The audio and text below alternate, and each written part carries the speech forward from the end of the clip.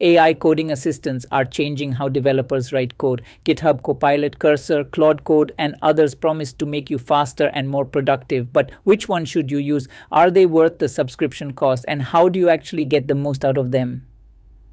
I've spent months using all the major AI coding tools professionally, and I'll give you the honest breakdown. By the end of this video, you'll know exactly which tool fits your workflow and how to use it effectively. AI coding assistants are tools that use large language models to help you write code.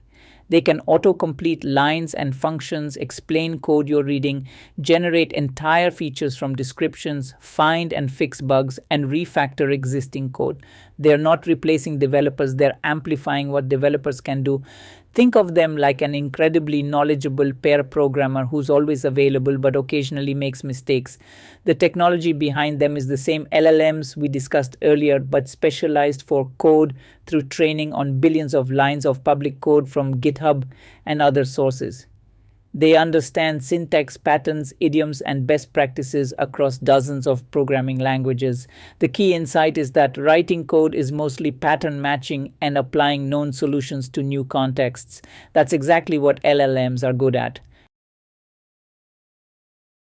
GitHub Copilot is the most widely used AI coding assistant. It's built into VS Code, JetBrains IDEs, and other editors as an extension. The core feature is inline completions. As you type, Copilot suggests the next line or block of code. Press Tab to accept or keep typing to ignore. It's trained on public GitHub repositories, so it knows common patterns extremely well. Copilot also has chat, where you can ask questions about code, get explanations, and request changes. The workspace feature lets you ask questions about your entire code base. Pricing is $10 per month for individuals, with enterprise tiers that include better security and access controls. The strength of Copilot is seamless integration. It feels like a natural extension of your editor. The weakness is that suggestions can be hit or miss, especially for complex or unusual code. It works best when you're writing code similar to what exists in public repositories.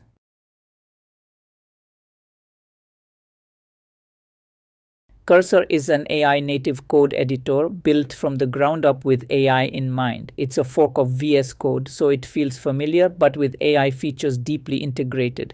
The standout feature is Composer, which can generate or modify code across multiple files at once. Describe what you want to build, and Cursor creates the files, writes the code, and even runs it. The inline editing feature lets you select code and describe changes. Cursor rewrites the selection, showing you a diff to accept or reject. Command K opens a command palette for quick AI operations. Code base awareness is strong. Cursor indexes your project and understands relationships between files. Ask about how authentication works, and it finds the relevant files automatically. Pricing is $20 per month for the Pro tier with unlimited AI features. The strength of Cursor is the multi-file editing and Composer features. It's designed for AI-first development. The trade-off is that it's a separate editor, not a plugin for your existing setup. Claude Code is Anthropic's command-line coding agent. Unlike the others, it runs in your terminal, not in an IDE. This makes it uniquely powerful for agentic tasks. Claude Code can read and write files, run shell commands, search your code base, and execute multi-step operations. Ask it to add tests for a module, and it reads the code, writes the tests, runs them, and fixes any failures. The MCP protocol, Model Context Protocol, lets Claude Code connect to external services like databases, APIs, and documentation. It's more than auto-completion. It's a full coding agent. The context window is large, so it can understand substantial code bases without losing track. You can give it complex tasks that require reading many files and making coordinated changes. Claude Code works alongside your existing editor. Use Cursor or VS Code for writing, Claude Code for larger refactors, debugging, and automation. It's free during the beta period. The strength is agentic capability, handling complex tasks autonomously. The trade-off is the terminal interface, which has a learning curve. Let's compare these tools directly. For inline auto-completion, Copilot leads. It's the most polished and responsive for moment-to-moment coding. For multi-file generation and editing, Cursor's Composer is best. It handles creating features across multiple files smoothly. For complex multi-step tasks, Claude Code wins. It can read code, run tests, iterate on solutions, and make coordinated changes across a code base. For explaining code and learning, all three are capable, but Claude Code's large context window lets it understand more code at once. Price-wise, Copilot is cheapest at $10, Cursor is $20, and Claude Code is currently free in beta.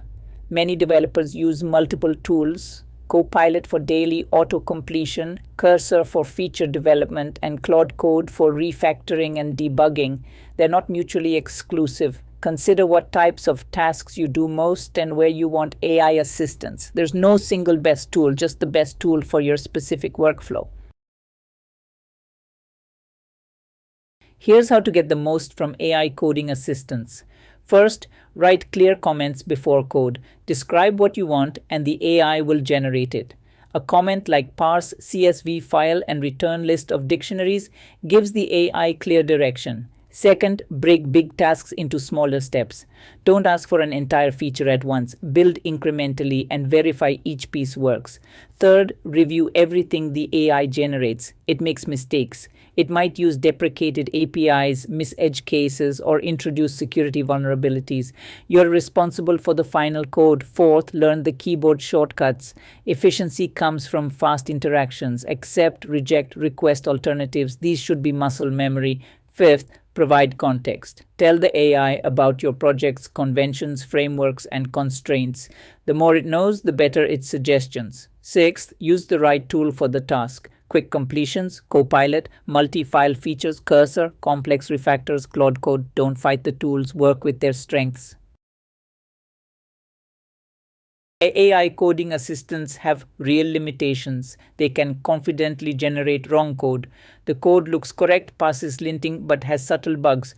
Always test thoroughly. They don't understand your business requirements. They can write code that's technically correct but doesn't solve the actual problem. You still need to think about what to build. Security is a concern. AI might generate code with vulnerabilities, especially for authentication, authorization, and data handling. Review security-critical code carefully. They can leak information. If you're using cloud-based tools, your code is being sent to external servers. Check your company's policies and the tool's privacy terms. They're not great at debugging complex issues. They can help with obvious errors but struggle with subtle race conditions, memory leaks, or architectural problems. They reinforce patterns from training data, which isn't always what you want. If you're doing something genuinely novel, AI assistants may be less helpful. Treat AI tools as smart but fallible assistants, not infallible. AI coding assistants are here to stay and getting better rapidly. If you're not using them, you're leaving productivity on the table. My recommendation, start with GitHub Copilot. It's the lowest friction way to experience AI coding assistants. Once you're comfortable, try Cursor for more advanced features or Claude Code for complex tasks. Invest time in learning the tools well. Read the documentation, learn the shortcuts, and experiment with different prompts. The difference between casual use and skilled use is significant. In the next video, we'll cover fine-tuning versus prompting. When should you customize a model, and when is better prompting enough? It's a decision every AI developer faces. Subscribe to catch that video, and I'll see you in